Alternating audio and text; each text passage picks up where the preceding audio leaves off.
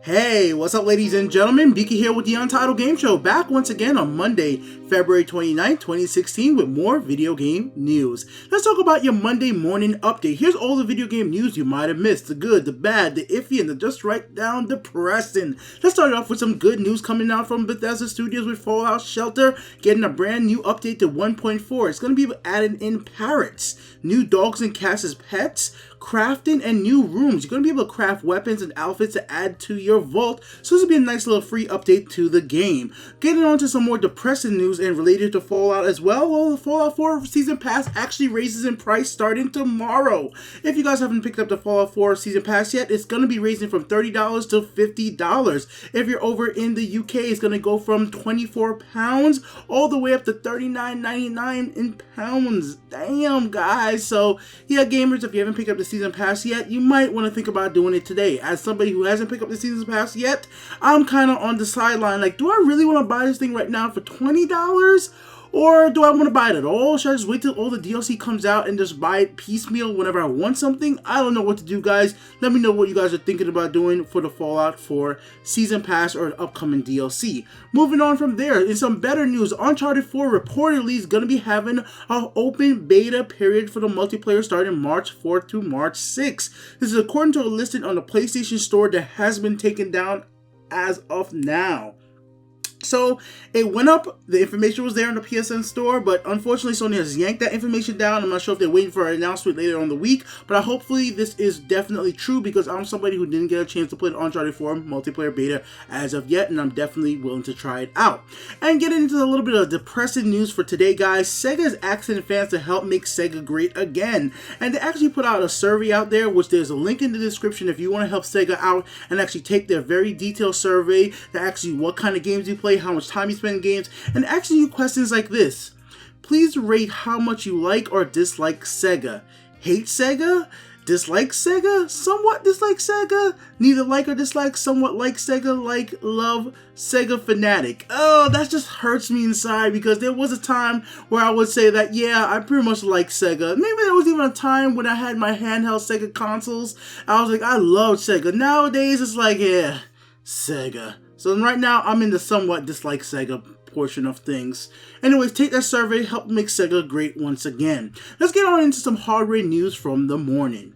Let's start it off with the HoloLens. The development edition is going on into pre-orders right now. If you got $3,000 kicking around and you are a developer, well, you might want to go ahead and pick up the HoloLens. It does come with 2 mini games and including the special mini game coming from Conker, a young Conker. And a video of this little mini game does look kind of cool, but remember guys, when you actually go ahead and put on the HoloLens, it is only a small little window you are going to be able to see. It's not going to be a big giant room effect, but I think this is actually a good step into the industry right here from Microsoft. This is not for consumers out here, this is for developers to pick up the kit and get a chance to actually work on it. And there's one big advantage that HoloLens has over HTC Vive and has over Oculus Rift and PlayStation VR. It is not tethered to a computer. So the HTC Vive and Oculus Rift, you need to have a beastly powerful PC to run the thing.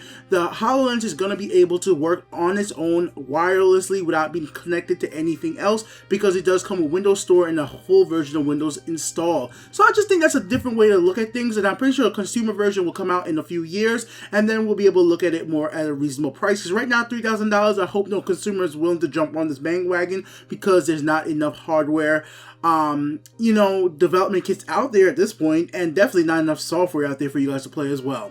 Well, more hardware news, of course. On the same exact day, the HTC Vive is going to open up for pre-order. If you have $799 in your bank account and you want to pre-order a HTC Vive, well, you can. There's a $30 shipping charge if you're going to be shipping to the United States. It does come with some free titles, Job Simulator, and fantastic contraptions, and also you do get like a little cool little mini game app. This is coming called Tilt Brush, coming from Google, which people are saying is pretty darn cool. If you want to paint in VR, maybe Tilt Brush is going to be for you. Let me know, guys, are you guys going to be pre-ordering an HTC Vive for $800?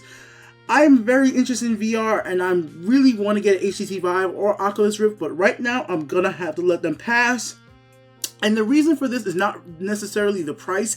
I have actually looked in deeper, and it does seem like there's not going to be enough content there at launch to make me want to pick up any one of these units. Maybe in fall 2016 or summer, when maybe more games are actually out for these platforms. So for VR, I'll be able to pick one up when there's actually more titles available. Initially, there's just not enough there for me to want to get one. Alright guys, let's get into some better video game news. And Nintendo has actually decided to discount some of their greater titles on the 3DS, Wii, and Wii U starting March 11th. I'll have links in the description to all these titles as well. Let's start it off with Super Mario 3D World on the Wii U is getting dropped down along with all the other titles to $19.99. Donkey Kong Country Tropical Freeze, Pikmin 3, NES Remix Pack, The Legend of Zelda Ocarina of Time 3D, Yoshi's New Island, Donkey Kong Country Returns 3DS, and we have Mario Party Island Tour, Super Mario Galaxy 2, which is an absolutely excellent game by the way, Animal Crossing City Folks, Donkey Kong Country Returns, and Super Mario All-Star for the Wii. So if you want any of those titles, go ahead and go pick them up. And last but not least, in the rumor category for your Monday morning news update, let's talk about Titanfall 2. GameStop has actually put out retail boxes saying, hey, pre-order Titanfall 2, even though the game has not been announced by EA or Respawn Entertainment. What's going on here? Well, anybody out there should not be surprised. Titanfall 2 definitely is going to be coming out. It's going to be coming out for the PlayStation 4, PC, and Xbox One. So no surprise here that GameStop wants to go ahead and start getting pre-orders for this game as soon as possible. Will it come out in 2016? That's what we're not really sure about. Maybe it's going to be a 2017 release. We're going to have to wait and see. Alright guys, that's been your news fill for the morning. I'll see you guys tomorrow with more. Peace out guys.